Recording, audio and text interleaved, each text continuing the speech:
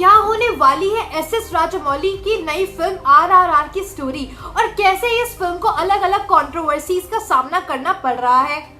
नमस्कार दोस्तों, welcome to Bollygraph studios. आज हम बात करने वाले हैं एस राजामौली की आने वाली नई फिल्म RRR की। साथ ही हम बात करेंगे कि कौन कौन से कंट्रोवर्सीज का इस फिल्म को सामना करना पड़ रहा है। दोस्तों, RRR यानी कि रिवॉल्व, राइज और रोर, जिसमें हमें फेमस एक्टर अजय देवगन भी नजर आने वाले हैं। साथ ही तेलुगु फिल्म्स के फेमस एक्टर NT रामाराव और रामचरण भी इस फिल्म के मुख्य किरदारों के रूप में हमें नजर आएंगे। सुनने में आया कि एक बेहतरीन सिनेमेटोग्राफिक एक्सपीरियंस होने वाली इस फिल्म का बजट 350 से 400 करोड़ रखा गया है, जितने में बाहुबली के 2 पार्ट बना दिए गए थे। देखकर तो यही लगता है कि फिल्म में कमाल का एक्शन, VFX और सिनेमेटोग्राफी का यूज होने वाला है, जिससे अंदाजा लगाया जा सकता है कि रिलीज होने के एक हफ्ते में ही ये फिल्म 500 से 800 करोड़ का बिजनेस तो कर ही लेगी।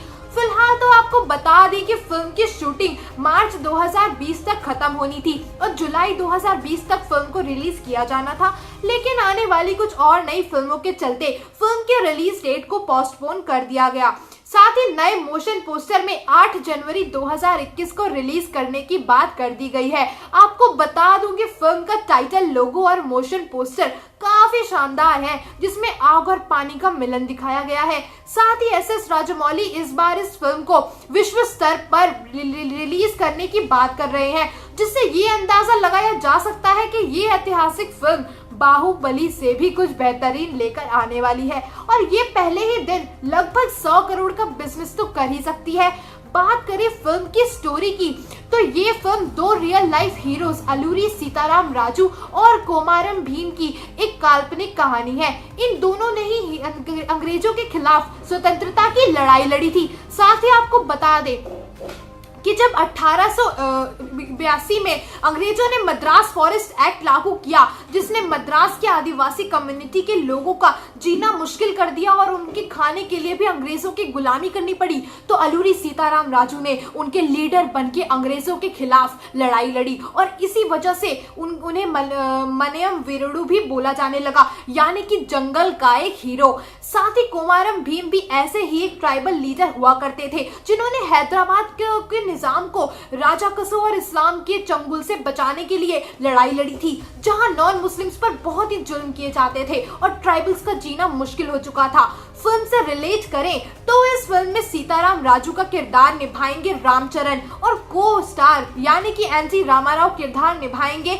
स्वतंत्रता सेनानी कोमारम भीम का। साथ ही इस फिल्म में फेमस एक्टर अजय देवगन दिखेंगे भगत सिंह के रोल में और एक्ट्रेस आलिया भट्ट के किरदार का नाम होगा सीता।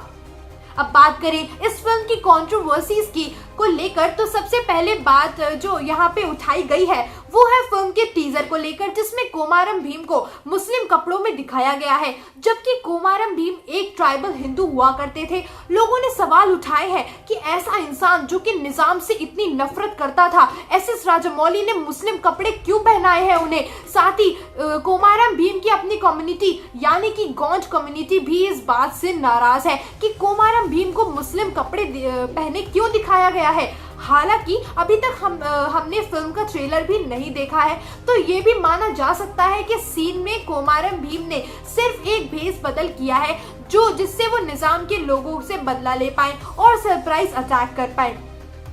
इसलिए ये जानने के लिए तो हमें पूरे सीन का कंटेक्स्ट पता होना बहुत जरूरी है और इसलिए उसका वेट भी हमें करना होगा।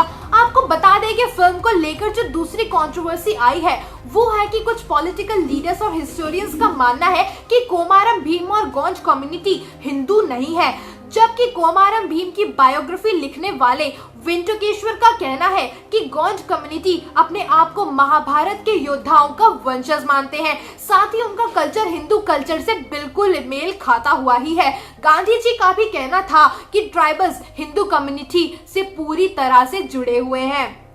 अब आप बताएं कि आप इस मूवी की कंट्रोवर्सीज के बारे में क्या सोचते हैं। साथ ही ये भी बताएं कि अगली बार आप किस मूवी या सीरीज के बारे में जानना चाहते हैं और इन्फॉर्मेशन के लिए सब्सक्राइब करें हमारे चैनल बॉलीग्राफ स्टूडियोज को, ताकि बॉलीवुड की सारी खबरें आप तक टाइम पर पहुंचती रहे।